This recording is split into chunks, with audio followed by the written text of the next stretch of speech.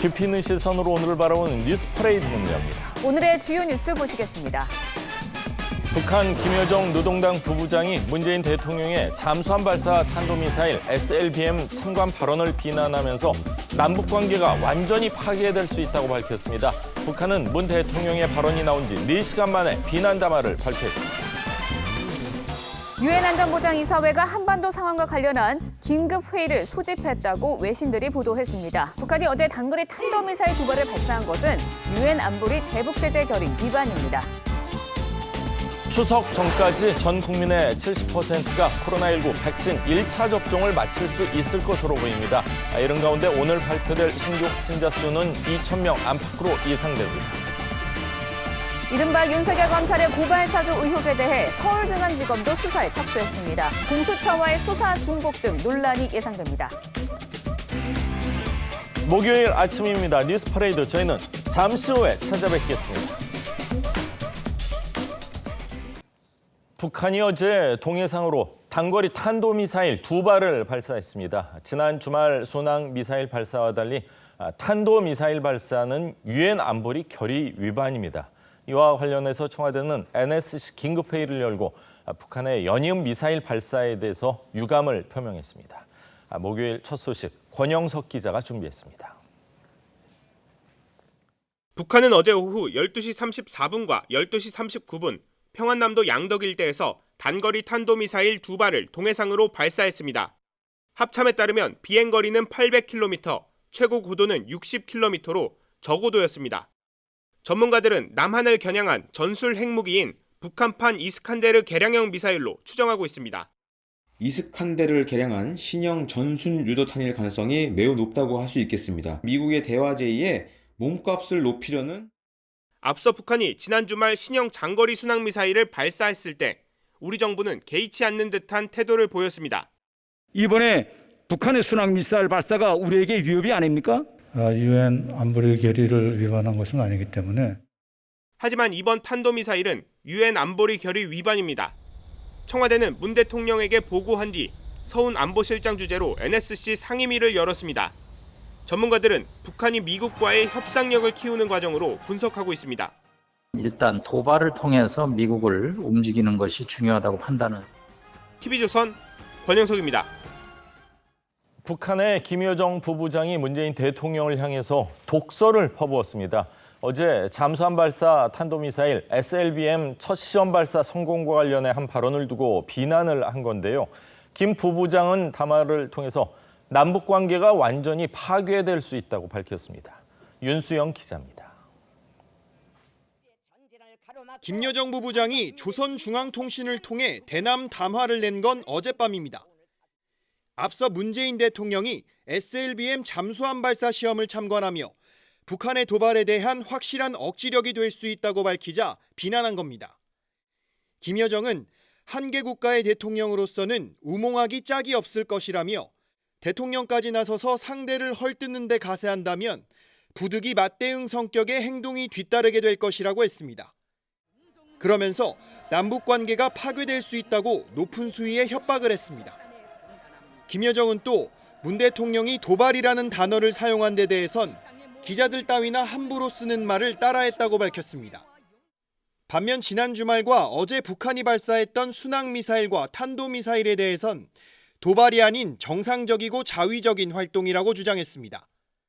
북한은 그동안 대통령을 칭할 때 남조선 당국자라는 표현을 사용해왔는데 이번에는 이례적으로 문재인 대통령이라고 호명했습니다. 김여정 부부장의 대남 담화는 지난달 10일 한미연합훈련 중단과 주한미군의 철수를 주장한 이후 36일 만입니다. TV조선 윤수영입니다. 네, 코로나 관련 소식 전해드립니다. 수도권을 중심으로 한 코로나 유행 확산세가 거세지고 있습니다. 추석 직후 전국 대유행이 우려되고 있는데요. 정부는 추석 연휴 전에 국민 70%의 백신 1차 접종이 가능하다고 전망했습니다. 김관 기자의 보도입니다. 어젯밤 9시까지 국내 코로나 하루 확진자 수는 1,855명이었습니다. 최근 밤 시간대 확진자 발생 추이를 고려해 볼 때 전날 2,080명에 이어 이틀 연속 2,000명 안팎이 전망됩니다. 72일째 하루 4자릿수 확진자입니다. 특히 수도권에서 확진자가 속출하면서 유행을 주도하고 있는 양상입니다. 그제 서울에서도 처음으로 800명을 넘었습니다. 신규 확진자 808명은 집단 감염 52명, 병원 및 요양시설 11명, 확진자 접촉 377명. 수도권의 신규 확진자는 전국의 80.5%의 비중이었습니다. 추석 연휴 기간 동안에 이동 증가를 이유로 전국적인 유행이 확산되지 않을까 우려되는 상황입니다. 이런 가운데 추석 연휴 전까지 전 국민의 70%를 대상으로 백신 1차 접종을 마치겠다는 정부의 목표가 가능하다는 전망이 나오고 있습니다. 현재 1차 접종 70%까지는 2.7%, 142만 명 정도가 남았습니다. 정부는 전파력이 강한 인도유래 델타 변이가 확산되고 있는 만큼 1차는 물론 2차 접종까지 속도를 내 다음 달까지 접종 완료율도 70%로 끌어올리겠다는 계획입니다. TV조선 김관입니다. 이른바 고발사주 의혹에 대해 서울중앙지검이 수사에 착수했습니다. 공수처의 수사와 대검찰청의 감찰과는 다른 별도의 수사가 또 시작된 겁니다. 김태훈 기자의 보도입니다. 서울중앙지검은 14일 공공수사 일부에 고발 사주 의혹 사건을 배당했습니다. 앞서 13일 최강욱 열린민주당 대표 등이 윤석열 전 검찰총장 등 7명을 고소한 사건에 대한 수사에 착수한 겁니다. 주요 혐의는 직권남용과 공직선거법 위반 등입니다. 앞서 수사에 착수한 공수처와 감찰을 진행 중인 대검까지 더하면 사정기관 3곳이 동시에 윤 전 총장을 겨누는 모양새입니다. 서울중앙지검 관계자는 공수처와 중복되지 않는 범위 내에서 협의, 협력하여 법과 절차에 따라 진행할 예정이라고 밝혔습니다. 법조계에선 직권남용, 공무상 비밀누설 관련 수사는 공수처가, 공직선거법 위반 관련 수사는 검찰이 맡을 것이란 분석이 우세합니다. 대검 감찰부의 진상조사는 시작한 지 2주가 지났지만 별다른 단서를 찾지 못해 아직 강제 수사로 전환하지 못했습니다. TV조선 김태훈입니다. 네, 당내 1차 대선 예비 경선을 통과한 국민의힘 대권 주자들이 오늘 TV조선에서 열리는 첫 번째 토론회에서 격돌합니다. 8명의 대선 예비 후보들은 오후 4시 50분부터 120분 동안 생방송으로 진행되는 토론회에서 왜 자신이 대통령이 돼야 하는지에 대한 각자의 생각을 밝힐 예정입니다. 후보들은 오늘 토론회를 시작으로 5번 더 토론에 참가하며 다음 달 8일로 예정된 두 번째 예비 경선을 준비하게 됩니다. 후보자하고 저하고 악연 좀 있는 거 알죠? 저는 뭐 그렇게 생각 안 합니다만. 그래서 저는 솔직히 속으로 후보자, 윤대진 검찰국장 나한테 한 번만 걸려봐라. 제가 정의롭다고 계속 칭찬해가지고 지금 언론에서는 박지원이 왜 윤석열이 호위무사로 나갔냐.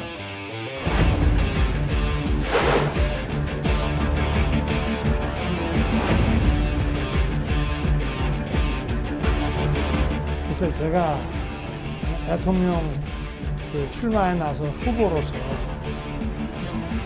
이 정부의 공직자하고 논쟁을 할 그럴 생각은 없습니다만 좀 다시 한번 잘 생각해 봤으면 하는 바람입니다.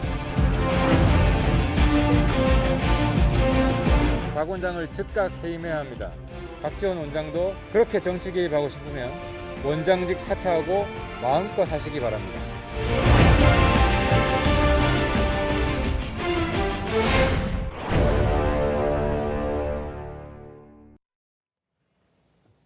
윤석열 전 검찰총장을 둘러싼 이른바 고발 사주 의혹이 박 전 국정원장과 윤석열 전 총장 간의 전면전으로 치닫고 있습니다. 또 당내에서는 윤 전 총장과 홍준표 의원 간의 신경전도 가열되고 있습니다. 네, 세 분과 함께 자세한 이야기 나눠보도록 하겠습니다. 이상일 전 새누리당 의원, 김효은 전 민주당 상근부대변인, 정혁진 변호사 함께합니다. 네, 안녕하십니까. 안녕하세요. 반갑습니다. 자, 박 전 원장, 윤석열 전 검찰총장 두 사람 연일 설전 이어지고 있는데 윤석열 전 총장은 박 원장과 사적으로 이렇게 단 한 번도 술을 마셔본 적이 없다 이렇게 얘기를 하고 있는데 박 전 원장은 나는 다 적어놓는다 이렇게 얘기를 하니까 또 신빙성이 적어놨으면 또 맞는 거 아닌가 하는 생각도 들고요. 박 전 원장이 메모 잘하는 습관이 있는 건 예. 사실입니다. 예. 그런데 윤석열 전 총장이 이야기한 것은 단둘이 만나서 어떤 기묘한 이야기를 한 기억이 전혀 없다 이런 것 같아요. 상가집에서 한 2번 만났다는 그러니까 인정을 그래서 했습니다. 윤 전 총장이 그렇습니다. 그래서 만났다면 동석자가 있었을 것 같은데 그 동석자 이름을 대라.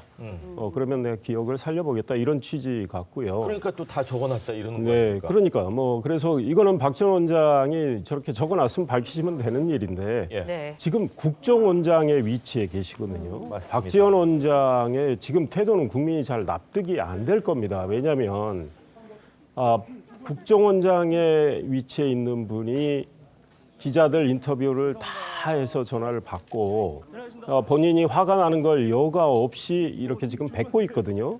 사실 노련한 분이고 여유만만한 분인데 이번에는 왜 이렇게 예민하게 과민 반응을 보일까? 이거는 뭐 잠자는 호랑이 꼬리 밟지 말라 하셨는데 꼬리를 밟혀서 저렇게 예민하게 반응하시는 거 아닌가 이런 생각이 들고. 그것도 그렇고 본인을 또 호랑이에 비유를 했어요. 네, 그러니까요. 잠자는 호랑이 꼬리 밟지 말라 그랬는데 본인이 특히 윤석열 전 총장과 관련해서 인사청문회 때 하셨던 그 이제 윤우진 전 세무서장 사건과 관련해서도 인사청문회 때 자기가 제일 먼저 꺼냈다 해놓고 그 사실 당시에는 그거 별거 아니다라는 식으로 이야기했어요. 근데 그때 모든 자료 다 가지고 있다. 내가 입을 열면 윤석열 전 총장에게 불리하다. 뭐 이렇게 자꾸 공갈 협박적으로 이야기하고 계신데 협박적으로 들리기도 합니다. 네, 그렇습니다. 그러니까 정치적 중립을 지켜야 할 국정원장이 지금 대선 과정에 있는데 야당의 가장 유력한 대선 주자에 대해서 겁박을 하는 저런 모습은 사실은 국정원법 위반이 될 수도 있어요. 정치적 중립 의무 위반이고. 정치 그래서 개입하지 바람직하지 않겠다. 않다. 여러 번 그렇습니다. 발표하지 않았습니까? 네, 그렇습니다. 그래서 박 전 원장은 좀 흥분을 가라앉히시고 차분하게 대응을 하시기 바랍니다. 네. 국민의힘에서도 박지원 원장을 향해서 날을 세우고 있는데 어떤 이야기들이 나왔는지 직접 들어보시죠. 박지원 원장 말인데 왜 잠자는 호랑이 꼬리를 밟아요? 모든 걸 잘 알고 있어요라고 제3 강조를 했습니다.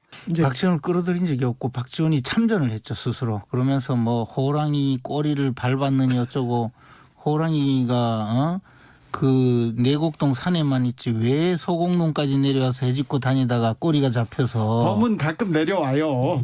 민가에 나오면 전부 때려잡아야죠.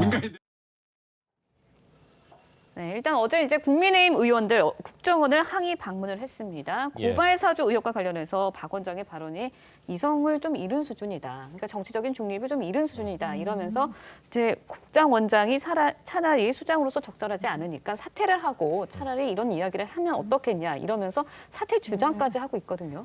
어제 국민의힘 행태를 보면요. 스스로 어떤 정치적 중립을 지켜야 하는 국정원과 국정원장을 정치에 끌어들이고 있거든요. 그러니까 박지원 지금 원장이 스스로 참전을 했느냐 안 했느냐, 뭐 호랑이 어쩌냐 이제 이런 지금 논란만 남고 있는데 사실 이 문제의 핵심이 그러지 않습니까? 윤석열 검찰총장 시절에 그 당시 손준성 수사정보기획관 그리고 그 다음에 국민의힘 김웅 의원은 무대에서 지금 사라졌고요. 오히려 박지원 원장, 제보자 조승은 씨, 그리고 끝없는 다른 사람들이 지금 무대에 올라오고 있는데 지금 이제 박지원 원장의 저희 이제 태도를 보면서 정치 구단이고 매우 차분하셨던 분이 이렇게 격양됐을까 그걸 생각해 봤더니 지금 정말 국내 정치에 개입을 안 하겠다는 국정원이지 않습니까? 그리고 사실 국정원이 그간에 여러 가지 국내 정치에 개입한 걸로 인해서 많은 국민들의 지탄을 받았기 때문에 어떻게 보면 박지원 원장 입장에서는 정말 완벽하게 정치적 중립을 지켜낸 어떤 최초의 국정원장으로서 당신이 일을 마무리하고 싶은 상태에서 자꾸 이렇게 정치적으로 끌어들이니까 그거에 대한 굉장히 불편함이 있었고요. 특히 어제 윤석열 후보 측에서는 이제 대통령까지 겨냥을 하고 그리고 이제 김대중 전 대통령 이름까지도 나왔거든요. 막 그런 부분에 있어서 분명하게 정치적 이 판에 나를 끌어들이지 말라라는 그런 어떤 강력한 메시지였던 것 같습니다. 그렇군요. 국정원 정치 개입하지 않겠다 여러 번 선언을 했었던 것으로 기억을 하는데 국정원장은 지금 보기에 따라서는 정치에 벌써 개입이 돼 있는 상황으로 비춰질 가능성도 충분히 또 있어 보입니다.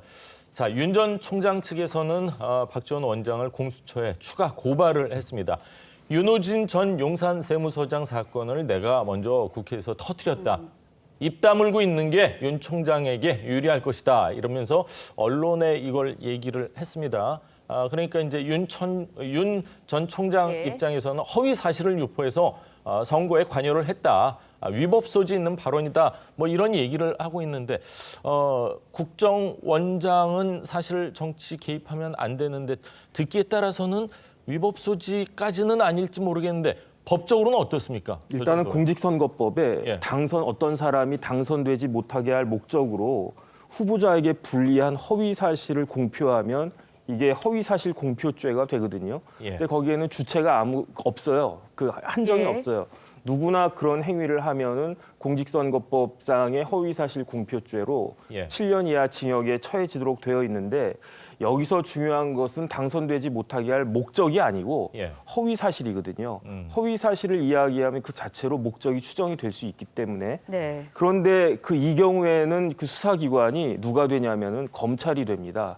그런데 제가 자세히 봤더니 윤 총장 측에서 검찰이 아닌 그 공수처에다가 수사를 의뢰를 했거든요. 고발을 했거든요.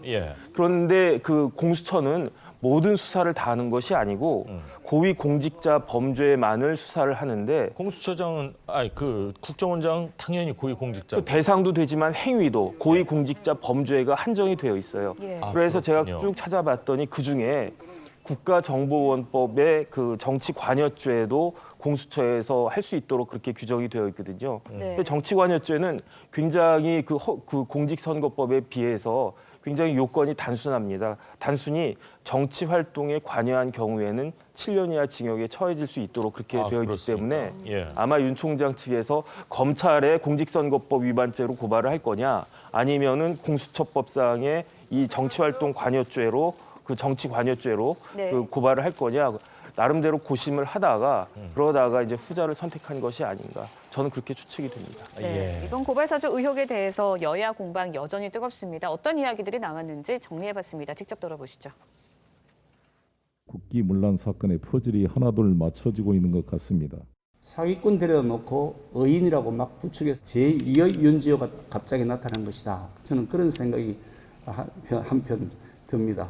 검찰권의 완전한 사유와 검찰 조직의 완벽한 하나회 같은 충격적인 실체가 고스란히 확인된 꼴입니다. 조성은 씨가 국정원이 별도로 관리하는 비밀 요원인 것인지 아니면 별도의 신분 보장을 해야 되는 VIP인지 그것도 아니면 박지원 국정원장이 개인적인 사유로 밝힐 수 없는 모성의 커넥션이 있는 것인지. 국기문란 사건이다 아니다 제2의 윤주호가 떠오른다라고 여야의 공방이 굉장히 뜨겁습니다. 송영길 대표 이번 일과 관련해서 국기문란 사건이다. 윤석열 검찰이 검찰권을 사유화했다라면서 검찰판 하나의 사건에 비유를 했습니다. 어떻게 들으세요? 정말 여당 대표가 저렇게 말씀하시는 게 참 국민들이 어떻게 생각할까요? 그리고 여당의 원내대표도 저렇게 이야기했습니다. 지금 이 정치공작 사건과 관련해서 윤석열 당시 총장이 작년에 손준성 검사에게 야당에게 고발 사주를 하라고 지시했다는 어떤 정황도 없고 어떤 단서도 전혀 없습니다. 그런데 윤호중 원내대표는 국회 연설에서 그걸 단정을 해서 국기문란이고 검찰권 사유화라고 했고 여당 대표 송영길 대표도 저렇게 이야기를 하고 있습니다. 법무부 장관도 그런 취지로 얘기하지 네, 그렇습니다. 실체 규명에는 전혀 관심이 없어요. 진실을 이야기하지 않고 사건을 프레임을 딱 만들어서 정치 공세를 취하고 야권 대선 주자를 쓰러뜨리기 위한 것이기 때문에 이게 정치 공작임을 스스로 증명을 하고 있습니다. 그래서 지금 저는 이거는 제2의 김대엽 사건, 뭐 이제 제2의 윤지호 이야기가 나왔지만 제2의 김대엽 사건이라고 생각을 하고 저런 논리라면요. 여당의 원내대표, 여당 대표가 저런 식으로 논리를 편다면 청와대 울산시장 선거 개입 의혹 사건, 공소장에 청와대 7개 부서가 관여한 거로 나와 있습니다. 그럼 문재인 대통령이 지시를 했다고 당연히 인정해야 되는 거 아닙니까? 드루킹 사건, 대통령의 측근인 김경수 전 경남지사 대법원에서 유죄 확정돼가지고 지금 영화의 몸에 있는데 당시 경선 때 대통령 부인 김정숙 여사가 그 경인선 가자 드루킹과 관련된 이런 말씀까지 하셨어요. 그러면 그 드루킹 사건, 여론조작 사건 문재인 대통령이 지시했다고 인정해야 되는 거 아닙니까? 논리를 저렇게 편다면 자기들이 과거에 저질렀던 걸 되돌아봐야 되겠죠. 그래서 터무니없는 프레임 씌워서 정치 공세하지 말고 정확히 사실 관계를 규명하는 게 좋겠다. 제가 조성은 씨 한 말씀만 더 드리겠습니다. 조성은 씨가 페이스북에 뭐라고 썼습니까? 박지원 원장한테 들었더니 이건 정보 내용입니다. 과거 정치인들에 대한 이야기. 그걸 다 밝히면 그 정치인들 이혼할 사람들 많을 거다. 이거 국정원장이 아는 정보를 조성은 씨한테 이렇게 이야기한 거예요. 그렇다면 조성은 씨는 국정원에 무슨 요원이냐 이런 말 나올 만해요. 그런 조성은 박지원 두 분의 관계면 8월 11일 만남에서 이번 공작 사건과 관련해서 무슨 이야기를 했을 수도 있다. 여러 터놓고 별별 이야기를 다 해놓을 수도 있다. 이런 가정도 가능합니다. 그렇군요. 아래서 일하는 사람들이 한 부분에 대해서 그 최종 책임이 맨 위에 있는 사람이 꼭 연결될 가능성도 있지만 사실 연결 안 될 가능성에 대해서 여러 가지 얘기를 해주셨는데 영부인의 이제 경인선 갑시다 했던 부분도 사실 어떤 연결고리를 찾기는 쉽지 않고 아직까지는 밝혀진 게 아무것도 없습니다.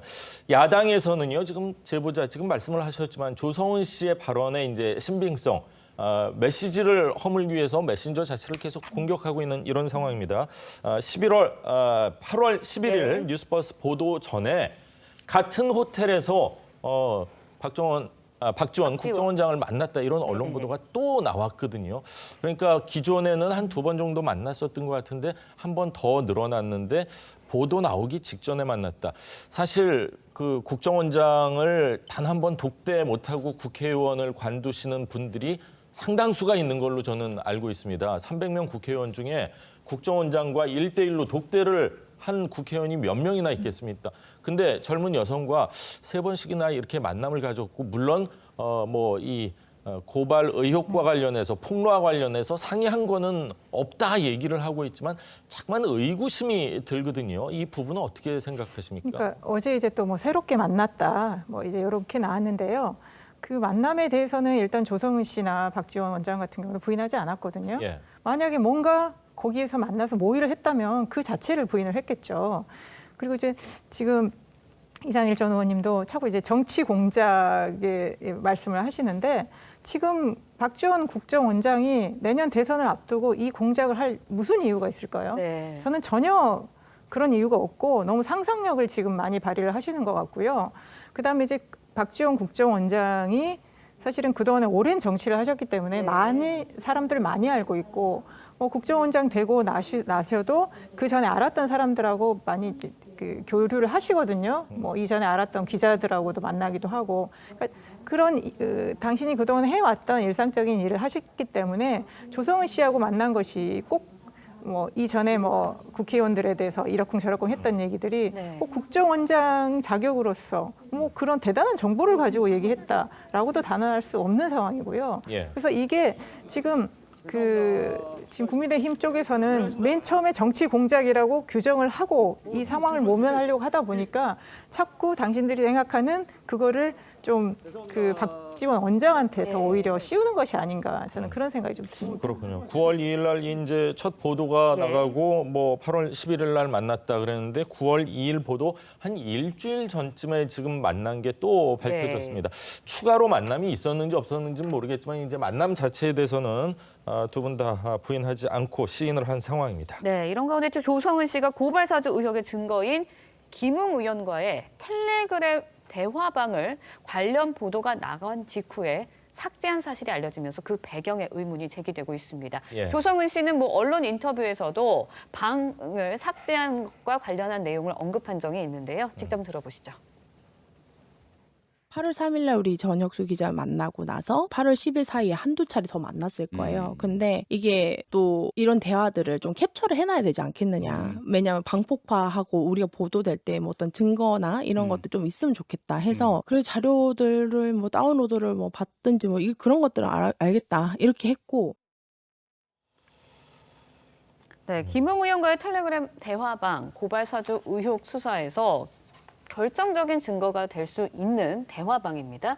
제보자의 입장에서는 이 대화방이 결정적인 증거가 되고 어떻게 보면은 휴대폰에 있는 대화방이 결정적인 원본이 성격도 갖고 있지 않을까라는 생각도 드는데 보도 직후에 굳이 폭발을 한 이유, 제보자 입장에선 무엇일까라는 생각이 좀 들거든요. 저는 납득이 도저히 되지가 않습니다. 조성은 씨 이야기하는 걸 들어보면 조성은 씨가 그 커리어를 보니까 법대 나오고 또 법적 지식도 상당히 많아 보이는데 수사하고 재판에 있어서 핵심적인 것은 증거거든요. 그런데 이 사건에 있어서 의미 있는 증거라고 하는 것은 제가 봤을 때 딱 하나밖에 없어요. 이 텔레그램 대화방. 왜냐하면 김웅 의원은 모른다라고 하고 손준성 검사는 안 했다라고 심지어 자기가 안 했다라고까지 그 주장을 하는데 이런 주장들은 이렇게 언론 보도 이후에 충분히 저런 사람들이 그렇게 대응할 것이다라고 예측이 가능하지 않았습니까?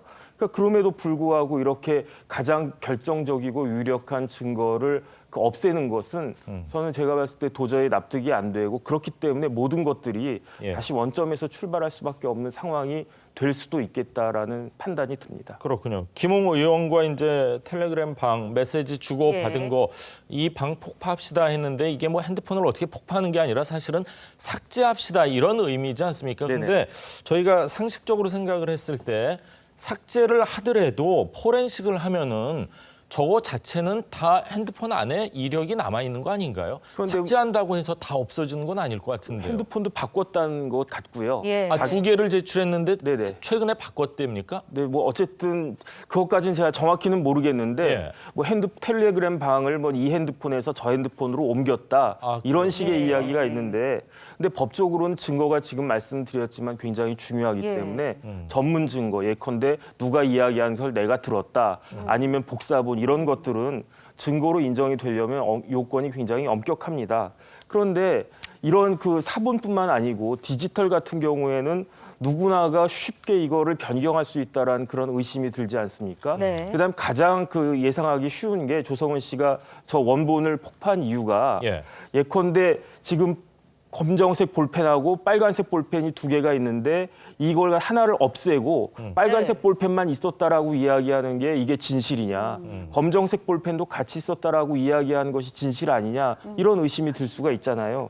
그럼에도 불구하고 이렇게 무리하게 폭파한 것은 이게 조작된 것이 아닌가 아니면 적어도 무슨 어떤 그 조작을 가한 것이 아닌가라는 그런 의심이 불가피한 것이 아닌가 하는 생각이 듭니다. 노골적으로 말씀은 못 하셨지만 증거 자체가 일정 부분 훼손이 됐다 이렇게 이해를 해도 될까요? 훼손까지는 아니더라도 두 가지가 한꺼번에 있어야 정확한 이야기가 되는데 하나를 뺐을 때 이게 정확한 이야기가 될 수 있겠는가 이런 의심은 최소한 가능하지 않겠나 싶습니다. 그렇군요. 자, 윤석열 캠프에서요. 조성은 씨와 박정 국정원장의 만남에 제3자가 동석했다 이런 주장을 하면서 정치권 또 홍준표 캠프 관계자다 이런 얘기가 나오고 있는데 당연히 또 홍준표 의원 측에서는 강하게 반박하고 있습니다. 신경전이 가열되고 있는데 최근에 또 어떤 얘기들이 나왔는지 직접 한번 들어보시죠. 아니 그 캠프에 있는 몇몇 사람들이 어떻게 감당하려고 그런 유치한 짓을 해요. 자꾸 그러면 그냥 안 둡니다. 이거는 생판 거짓말로 그게 정치 공작이에요. 괘씸한 사람들이지. 계속 그러면 정치판에서 떠날 줄 알아야 돼. 비열하고 치사하게 그게 뭐예요? 뭐 그렇게까지 나오실 필요가 있습니까? 있었으면 신원을 밝혀달라고 한 것인데 무슨 뭐 의원이 무슨 퇴출까지 될 필요가 있겠습니까? 그건 뭐 다 드러나겠죠. 자, 당 외에서도 싸워야 되고요. 당 내에서도 싸워야 되고 지금 윤석열 캠프 3명 정도 퇴출돼야 된다 이렇게 주장을 하고 있는 것 같습니다. 뭐 누군지 다들 뻔히 아는 사이인데 이제 갈등의 골이 좀 심해질 수밖에 없어 보여요.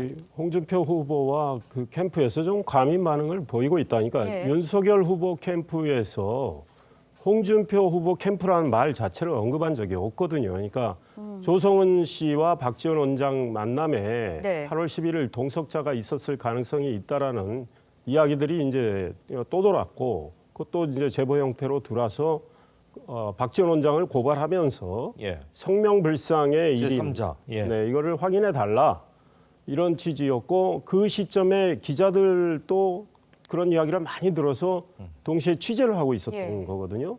그런데 이제 홍준표 후보 쪽에서 이제 역공을 이렇게 취하는 형태가 됐는데 좀 과민 반응을 보이시고 계신다. 그런데 이제 한 말씀 드리고 싶으면 국민의힘의 다른 대선 주자들은 박지원 원장과 조성은 씨 만남 이후에 이게 수상한 시기에 수상한 만남이 이루어졌다. 이게 도대체 무슨 일이 있었겠느냐 좀 밝혀보자. 다들 한 말씀씩 하셨는데 홍준표 지금 예비 후보께서는 박지원 원장이나 조성은 씨 만남에 대해서 단 한 말씀도 안 하시면서 계속 윤석열 캠프 공격하고 계시는데 이게 정치 공작 홍준표 후보는 정치를 오랫동안 하셨고 또 검사 출신이고 정치 공작이 어떤 건지 너무나 잘 아시는 분인데 경선에서 좀 이렇게 너무 윤 전 총장과 각을 세워서 또 윤 전 총장을 좀 공세를 취하셔서 약간의 실리를 취하시려고 하는 그런 전략인 것 같은데 국민의힘에 계신 당원들이나 국민의힘을 지지하는 분들이 이번 사건에 대해서 홍준표 후보가 명확히 정치 공작 아니냐 이거는 공동 대처해야 된다. 윤석열 후보라면 그랬을 것 같아요. 홍준표 후보가 나의 입장이었다면 나는 이건 정치 공작으로 규정하고 함께 투쟁하겠다 이랬을 것 같습니다. 고발사주 의혹이 이제 국민의힘 대선 주자 간의 신경전으로까지 옮겨붙는 모습인데 민주당 경선 토론에서도 고발사주 의혹을 놓고 설전이 벌어졌습니다. 지난 14일 토론회 영상 보고 이야기 이어가겠습니다. 손준성 수사정보정책관이 문제 있는 사람이란 걸 발견했다면 바로 인사조치를 하거나 그랬어야 합니다. 혹시 윤석열 검찰총장의 로비였습니까? 윤석열 로비에다가 또 당에서도 어마어마한 사람들이 있었죠. 청와대 안에도 있었고요. 누군지 말씀 안 하겠다? 우리 안에 반개혁 세력이 있다고 늘 그러셔서 좀 무슨 말씀인가 그랬는데 심각하네. 대통령께서는 이미 정치 계절이 왔지만 정치적 중립을 명확히 지켜라는 엄명을 하신 바가 있고요. 청와대가 답변할 사항이 아니고 거기에 대해서 청와대가 왈가왈부하는 것이 바람직하지 않으며 당시 이제 추미애 후보의 발언이 정치권에 파장을 일으키고 있는 건데 손준성 검사를 비호하는 세력이 여당과 청와대 내에도 있다라고 했습니다. 청와대에서는 앞서 들으신 것처럼 여기에 대해서 입장을 밝힐 이유가 없다라고 단호하게 선을 그었는데 여당에서는 이제 손준성 검사가 윤석열 전 총장의 측근이라는 점을 들어서 고발 사주에 윤 전 총장이 개입했을 가능성 의혹을 계속해서 제기해 왔거든요. 그런데 여권에서 손준성 검사를 엄호했다는 주장이 나온 상황입니다. 당황스럽지 않을까라는 생각이 들어요. 글쎄요, 어제 엊그저께 이제 TV 토론 과정에서 추미애 후보가 하신 말씀인데요. 아마 이제 이게 뭐 세력이 비호했다 이런 것보다도 이제 당시 작년에 어쨌든 간에 윤 검찰총장과의 그 검찰 개혁을 두고 매우 이제 추미애 장관이 세게 대립을 하고 있었고 그리고 그 당시에 일어났던 이제 그 손준성 수사정보정책관으로 촉발된 이 검찰 고발 사주 사건이기 때문에 그러면 맨 처음에 논란이 이거였지 않습니까? 그러면 손준성 검사가 누구 사람이냐? 그랬을 때 윤석열 전 총장 사람이다. 그리고 그 자리는 매우 총장과 밀접하게 연결돼 있다. 이렇게 해서 이 사건이 시작이 됐고 아마 이제 추미애 후보한테 그러면 당신은 작년에 법무부 장관으로서 어떤 역할을 했었나? 그거를 해명하는 과정에서 이제 이런 말이 나온 것 같은데요. 우리가 인사를 좀 다시 보면은 그 추미애 장관이 그 법무부 장관이 된 게 2020년 1월이고요. 그 직후에 이제 손준성 검사가 대검으로 왔습니다. 그랬기 때문에 그 당시는 전혀 추미애 장관이 인사를 사실 실질적으로 할 수 있는 상황은 아니었고, 그다음에 윤 총장과의 관계를 의심하는 게 작년 9월에 그대로 유임이 됐고요. 그때 유임이 됐을 때 그 수사정보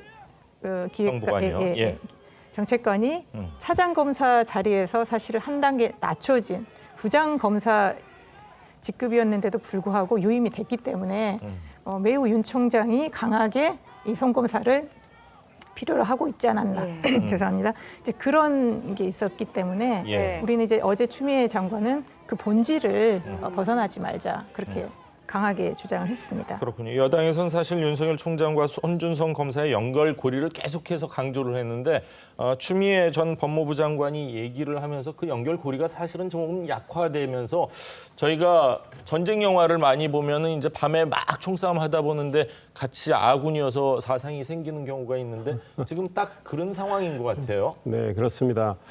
추미애 지금 후보는 작년 8월 말 인사거든요. 그때 정확히 무슨 일이 있었는지 이제 고백을 해야 될 것 같아요. 검사들의 어떤 방식으로 어떻게 네, 청탁을 했는지 그렇습니다. 밝혀야 될 것 같아요. 검사들의 인사는 최종적으로 대통령의 인사입니다. 그런데 당에서도 여당에서도 뭐 인사 압력을 넣었다. 네. 이거 지금 여당이 이런 거 안 하겠다고 약속한 지 정말 오래된 일 아닙니까?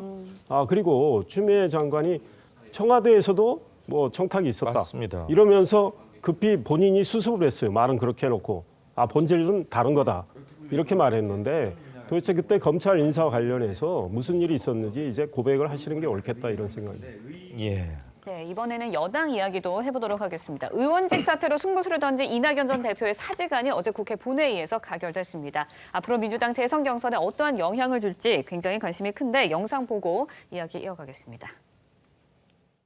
국회의원직을 버리고 정권 재창출에 나서기로 결심했습니다. 저의 모든 것을 던져 정권 재창출을 대선 경선에 임하는 이낙연 전 대표의 결연한 의지와 충정을 존중해서 상정 처리하는 데 합의를 봤다. 공로구민 여러분께 죄송합니다. 저희 보좌진 여러분께도 사과드립니다. 가장 중요한 것을 던지기로 결심했습니다.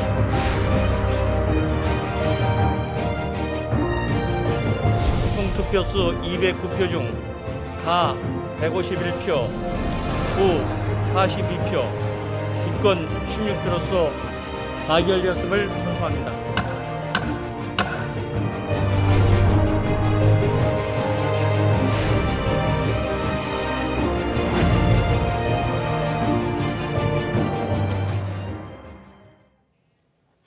네, 이낙연 전 대표가 의원직 사퇴하겠다 선언한 지 여드레 만에 사직안이 처리가 됐습니다. 지역 구민들 또 보좌진 얘기를 하면서 살짝 울먹이기도 했는데 네. 사실 이제 뭐 인턴까지 포함해서 한 10명 정도 되는 의원들이 그 보좌진들이 사실 직장을 잃게 되는 거고 이제 월급을 받지 못하게 되는 경우이기 때문에 아마 개인적으로는 굉장히 미안한 마음도 있었을 것 같습니다.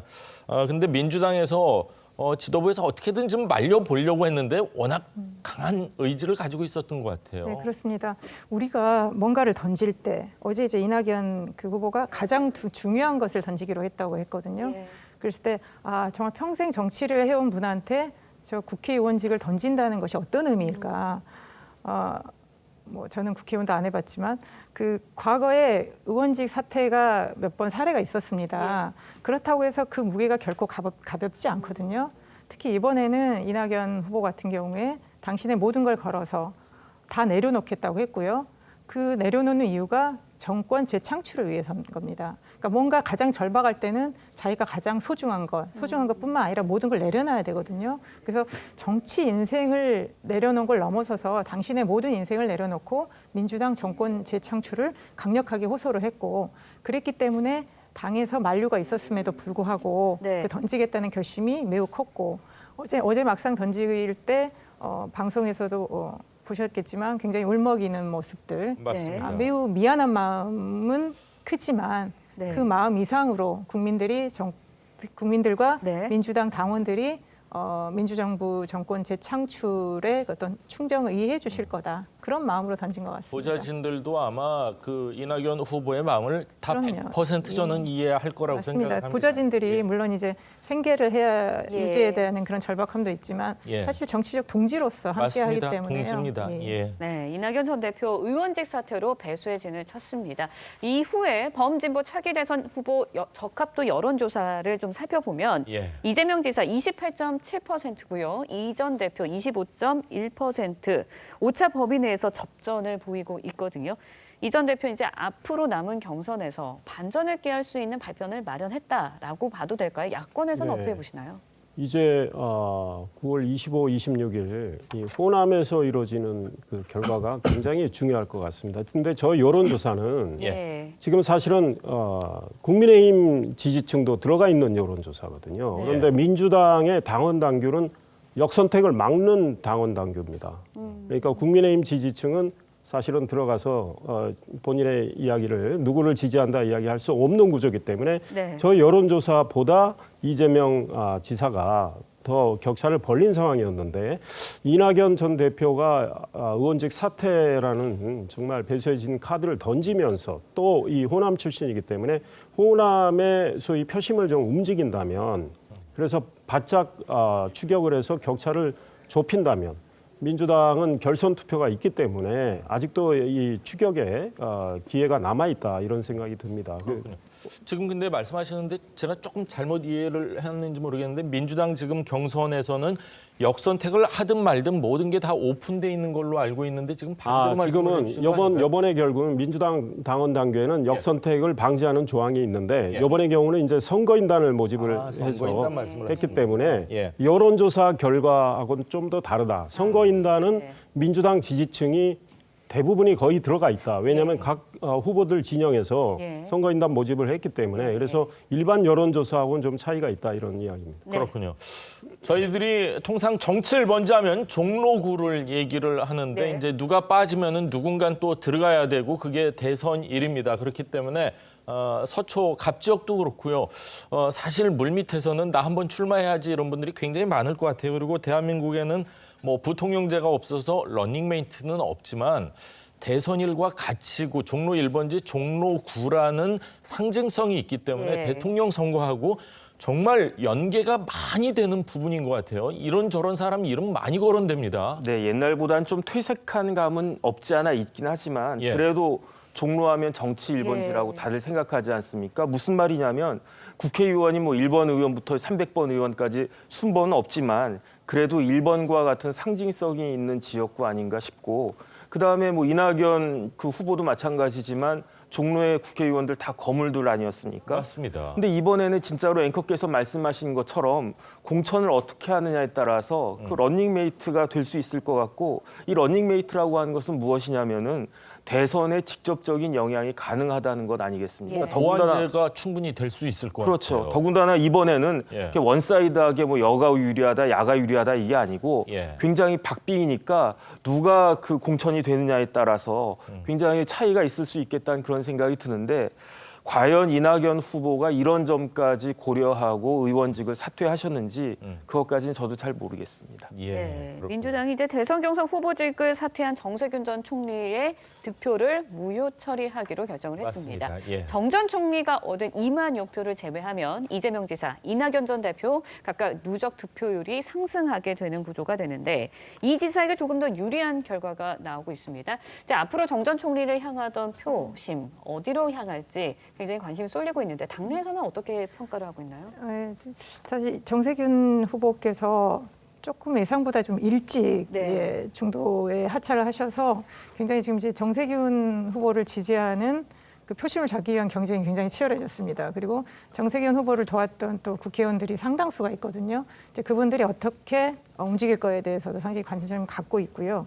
그래서 정세균 전 총리가 득표하신 득표율이 낮기는 하지만 그분이 그동안 해왔던 정치적 무게감이 워낙 크기 때문에 이제 그 쟁탈전이 이제 지금 이제 호남 대전을 앞두고 매우 좀 치열하게 벌어지고 있는데 다만 좀 아쉬운 거는 이번에 그 투표율 그 계산 과정에서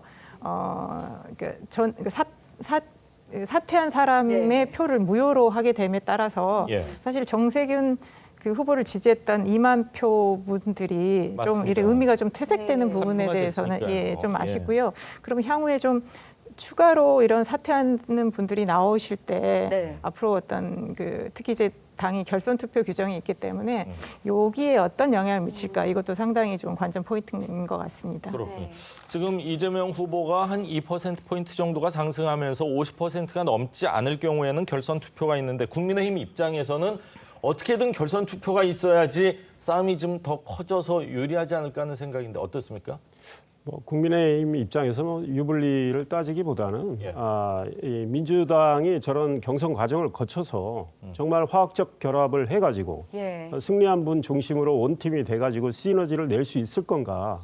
그런데 지금 이재명, 이낙연 두 후보 사이에 이 감정의 고름 굉장히 깊이 지금 패이고 있거든요. 그래서 여론조사 야당도 마찬가지니까요. 지금 야당은 그 정도는 아닙니다. 근데 이제 여론조사에서 확인이 되고 있지 않습니까? 이재명, 이낙연 그 지지층에 대한 물음이 있잖아요. 그래서 이재명 지사가 최종적으로 후보가 된다면 이낙연 후보 지지층이 한 30% 이상 이탈하는 거로 돼 있거든요. 그렇군요. 또 마찬가지라서 승리한 분이 어떤 정치력을 발휘하느냐, 후보한 분이 얼마나 승복을 해서 밀어주느냐 이런 데 따라 달라질 것 같습니다. 네. 그렇군요. 지금 말씀해 주셨는데 여당이 이제 감정의 골은 깊다 하셨는데 국민들이 바라볼 때는 아마 야당도 비슷한 시각 정도로 바라보지 않을까 하는 생각도 듭니다. 자, 계속해서 이재명 지사 관련 대장동 개발 의혹 좀 짚어보겠습니다. 별이 4개입니다. 대장동. 어제 국회 대정부 질문에서도 야당의 공세에 이어졌는데 어떤 얘기들이 나왔는지 한번 잘 들어보시죠. 저런 수익률이 과연 가능하냐라고 하는 것에 대해서 우리 총리님께서 좀 어떤 느낌을 가지고 계신지. 상식적이지는 않다라는 그렇죠. 생각이 드네요. 네. 예. 과거에 혹시 이제 감사 결과나 이런 것이 있는지 뭐 이런 것부터 한번 점검을 해보겠습니다. 중앙정부에서 이런 부분에서 감사를 하고 공수처에서 이걸 압수수색을 해야 됩니다. 벌써 몇 차례 관계 당국의 수사조차도 있었다는 게 주장인데요. 일단 이 문제에 대해서는 현재 정부가 좀 나설 수가 없는 상황 아닙니까? 지금 현재 열심히 뛰고 있는. 왜 못 났습니까? 자, 수익률이 상식적이지 않다. 이 총리도 그렇게 얘기를 했고 뭐 정의당에서도 그렇고 이낙연 뭐 후보, 국민의힘은 물론이고요. 어떻게 보시는지요? 아마 우리 국민들께서 이거 내용을 아시면 전혀 납득을 못 하실 것 같아요. 자본금 5천만 원짜리 회사가 그것도 사업 공모 일주일 전에 급히 급조가 됐고 실적도 없는 회사가 소위 말해서 이 사업권을 따낸 다음에 1,100배 수익률을 이렇게 1,153배더라고요. 네, 그렇습니다. 이 세상에 이렇게 사업에서 쉽게 돈 버는 경우가 있습니까? 그러니 총리도 상식적이지 않다고 그러고 정의당도 지금 이거 수사해야 된다고 이러고 있는데 지금 이게 정당하다면요. 그 소위 성남의 뜰, 사실은 이 사업 주체인데 3년간 이사회 회의록 내놓지도 않고 있습니다. 네. 그리고 하천대유와 계약서도 공개하지 않고 있습니다. 뭔가 가리고 싶은 게 있었던 거죠. 그러니까 이재명 성남시장 시절에 이루어진 이거에 대해서 정말 집중적인 수사가 필요하다 이런 생각입니다. 네, 이재명 지사 야당의 수사 요구에 100% 동의한다라는 입장을 밝혔습니다. 직접 듣고 이야기 이어가겠습니다. 지금 성남시 대장동 개발과 관련돼서 수사하는 거 저 100% 동의합니다. 성남시는 오로지 인허가권만 행사하고 도시공사는 선순위로 1,822억 상당의 임대부채 부지를 무상으로 받고 성남시 1공단 2,700억 정도가 소요되는 그 공단 조성 사업을 무상으로 해주는 조건이었습니다. 수사 문제하세요. 허위 사실을 말씀하시면 안 됩니다. 한번 정확하게 얘기해보시죠. 뭐가 허위입니까? 뭐가 허위입니까? 뭐가 허위냐고요. 자, 국민의힘 의원들께서 본인의 선배 정치인들이 한 일을 잘 모르고 그러시는 모양인데 인허가에 따른 개발 이익은 국민들이 가져야지 그렇게 업자들이 정치권과 연계가 돼가지고 이렇게 속된 말로 부당 이득을 취하면 안 되는 겁니다. 네, 뭐가 허위냐 이렇게 3번이나 질문을 했습니다. 그러면서 굉장히 강력하게 특혜 의혹에 대해서 반박을 했는데 한편 이제 특혜 의심 업체로 지목된 화천대유의 박영수 전 특검의 자녀가 근무한 것으로 알려진 데 이어서요. 국민의힘 곽상도 의원의 아들도 근무했던 것으로 확인이 됐습니다. 사실 이 사실이 알려지면서 이제 이재명 지사 측 야당 게이트다라는 비판도 하고 나섰는데 어떻게 보십니까? 지금 어제 이제 경기도의회에서도 그랬고 이제 그저께 이재명 지사가 이 화천대유와 관련한 대장동 개발에 대해서 매우 강력하게 이제 긴급 기자회견을 통해서 아니다라고 밝혔고요. 특히 어제 같은 경우에도 성남시장 시절에 나는 인허가권만 행사했고 공영 개발의 수익은 다 성남 시민들한테 돌아갔다고 합니다. 왜냐하면 이제 이재명 지사 어떤 평소 스타일이 문제 제기가 있을 때 그거를 끌고 가서 뭔가 그 일을 키우기보다는 이제 분명하게 반박을 하는 그런 스타일인데요. 그래서 워낙 이제 그 대장동 개발과 관련해서 조선일보가 처음에 문제 제기를 하고 그걸 이제 많은 또 언론들 JTBC 방송에서 이제 추가 보도를 하면서 이게 확대되다 보니까 이거를 초기에 좀 잠재우려고 하는 것 같았는데 어제 또 갑자기 이제 국민의힘의 박상도 의원 아들이 네. 취업 사실이 나오면서 이게 다시 또 약간 방향이 달라지면서 이재명 지사 측이 이제 야당 게이트라고 강력하게 공격을 하는 그런 모양새로 가고 있습니다. 그렇군요. 뭐 전직 고위 검사라고 할 수 있는 분들이 뭐 고문 변호사로 있었다. 그 자제분들이 또 거기서 일을 했었다. 그것과는 또 별개로 화천대유라는 곳이 577억 원의 배당금을 받았습니다. 이것뿐이 아니라 분양 쪽에도 좀 관여를 한 것 같아요. 그래서 지금 언론 보도에 따르면은 그거에 따른 이익도 발생을 했다 이런 내용이 좀 나오고 있는데 어떤 내용입니까? 일단 뭐 점입 가경이고요. 1% 지분에 577억 말이 안 되는데 사실은 또 뭐가 있냐면은 특정 금전 신탁 배당금이 3,460억이거든요. 이 두 가지를 합치니까 4,037억이에요. 그런데 그 부지를 수의계약으로 받아가지고 건설해서 이것을 그 분양을 했는데 이게 2,200세대라는 거거든요.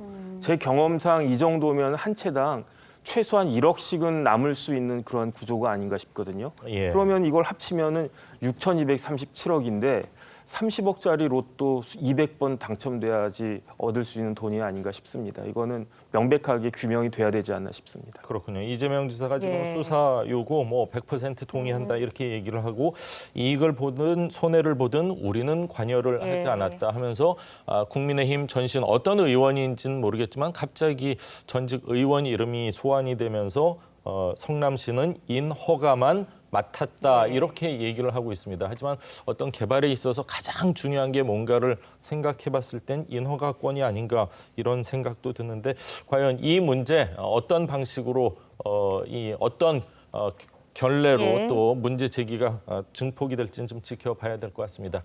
자, 이상일 의원, 정혁진 변호사, 김혜원 전 대변인 말씀 여기까지 듣도록 하겠습니다. 감사합니다. 고맙습니다.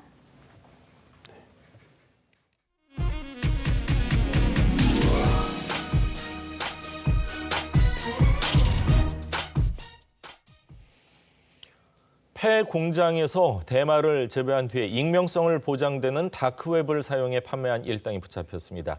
이들이 재배하던 대마는 최대 30만 명이 한꺼번에 투약할 수 있는 양이었습니다. 검찰은 처음으로 범죄단체 조직죄를 적용해 재판에 넘겼습니다. 주원진 기자입니다. 폐공장 안에 대마 화분이 가득합니다. 천장에는 보라색 온열기가 켜져 있습니다. 검찰이 A씨 등이 대마를 재배하던 폐공장을 급습했을 당시 모습입니다.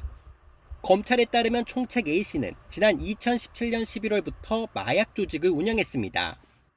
도심 외곽의 인적 드문 공장에서 대마를 직접 키우는 재배책, 다크웹을 사용해 살 사람을 찾는 통신책, 던지기 방식으로 대마를 배달하는 배송책으로 나눠 조직을 운영했습니다. 이들은 당시 2억 3천만 원 상당의 대마를 팔았고 30kg의 대마를 기르는 중이었습니다. 대마 30kg은 최대 30만 명이 한꺼번에 투약할 수 있는 양입니다. 마약을 접하지 못하는 분들이 이제 그렇게 대마를 많이 사용하다가 환각 상태가 별 느끼지를 못하니까 그 다음 단계가 이제 필로폰으로 넘어가는 거예요. 서울중앙지검은 A씨 등에게 마약 유통 혐의 피의자로는 처음으로 범죄단체 조직죄를 적용해 재판에 넘겼습니다. 범죄단체 조직죄가 인정되면 사형이나 무기징역 또는 장기 4년 이상의 징역형을 받을 수 있습니다. TV조선 주원진입니다. 서울 강남에서 당나귀 2마리가 도로를 활보하는 소동이 빚어졌습니다. 예전에도 여러 번 탈출해서 무리를 빚었던 바로 그 당나귀 가족인데요. 이번에도 아무 탈 없이 주인의 품으로 돌아가기는 했지만 앞으로 안전 조치가 필요해 보인다는 지적입니다. 윤서하 기자의 보도입니다. 퇴근길 차량 행렬을 따라 당나귀 2마리가 가다 서다를 반복하더니 아니 세상에 이게 뭡니까? 방향을 틀어 차량이 오가는 교차로 쪽으로 달리기 시작합니다. 당나귀 2마리는 출동한 소방관들에게 포위된 후에야 소동을 멈춥니다. 산책 나갔다가 순놈들 둘이 이제 자기들도 나가겠다고 뻥 차고 나온 거죠. 얘네들이에요. 당나귀들은 20여 분간 강남 일대를 활보하다 이곳 학동역 인근에서 소방대원에게 붙잡혔습니다. 방송만 하고 언덕을 쭉 올라갔다가 다시 뭐에 놀라는 것 같이 그냥 천천히 또 내려와서 소방관분들이 잡으려고 뛰어가지고 도망가다가 또 차를 잡혔어요. 알고 보니 인근 식당에서 반려동물로 기르는 당나귀 가족이었습니다. 4년 전 생후 7개월이던 새끼 수컷이 첫 탈출 소동을 빚은 뒤 지금까지 4번이나 우리를 탈출해 강남 일대 교통 정체를 빚기도 했습니다. 경찰은 당나귀 주인에게 관리 소홀 책임을 물어 범칙금 5만 원을 부과했습니다. TV조선 윤서아입니다.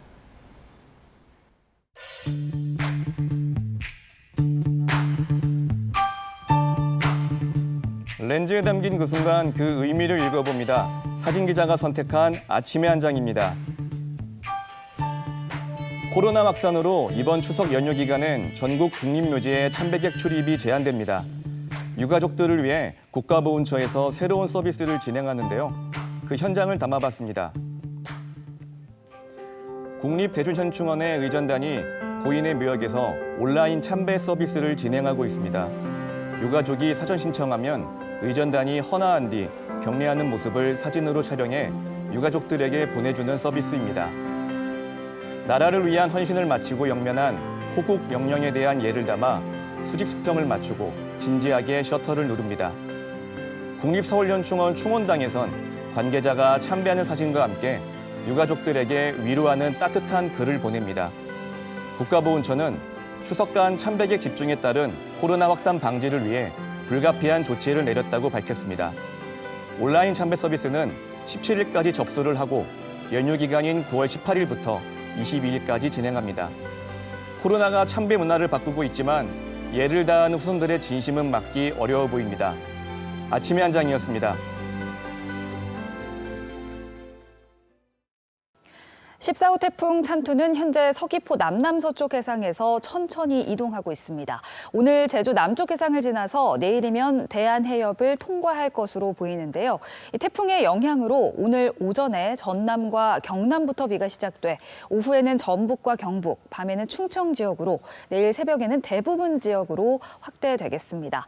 특히 제주를 중심으로 많은 비가 이어집니다. 지금은 빗줄기가 조금 약해진 상태인데요. 오후부터는 태풍의 직접적인 영향권에 들면서 시간당 50에서 80mm의 세찬 비가 쏟아지겠고 내일까지 제주 산지에는 많게는 400mm 이상, 그 밖에 제주에도 100에서 300mm의 많은 비가 더 이어지겠습니다. 전남 동부와 경남 해안에는 120mm가 넘는 비가 예상되고 강원 영동과 충청, 그 밖에 남부지방에는 10에서 80mm의 비가 예상됩니다. 태풍이 다가오면서 바람도 더욱 거세지겠습니다. 제주에는 순간 최대 풍속 초속 40m의 매우 강한 바람이 몰아치겠고 남부지방에도 거센 바람이 불면서 시설물 피해가 우려되는 상황입니다. 대비 철저히 하시는 것이 좋겠습니다. 서해와 남해, 제주 해상에는 태풍특보, 풍랑특보가 발효되면서 강한 바람과 함께 물결이 최대 7m로 매우 높게 일겠습니다. 한편 서울 등 수도권과 영서 지역은 오늘도 고요한 모습입니다. 맑은 하늘이 드러나 있는데요. 밤부터는 차차 흐려지겠습니다. 내일은 수도권 북부, 영서 북부를 제외한 전국에 비가 내리겠습니다. 날씨였습니다. 목요일 아침 뉴스 퍼레이드는 여기서 인사드립니다. 네, 저희는 내일 아침 7시 30분에 다시 찾아뵙겠습니다. 시청해주신 여러분 고맙습니다.